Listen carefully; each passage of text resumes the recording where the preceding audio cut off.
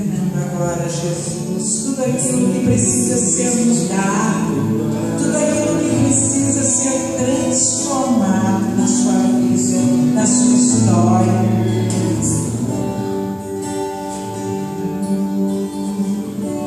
Sempre eu não vejo a luz do dia, estou tentando ser mudar minha alegria, entrando em pessoas com seu amor. Lázaro ouviu a sua voz quando aquela pedra removeu.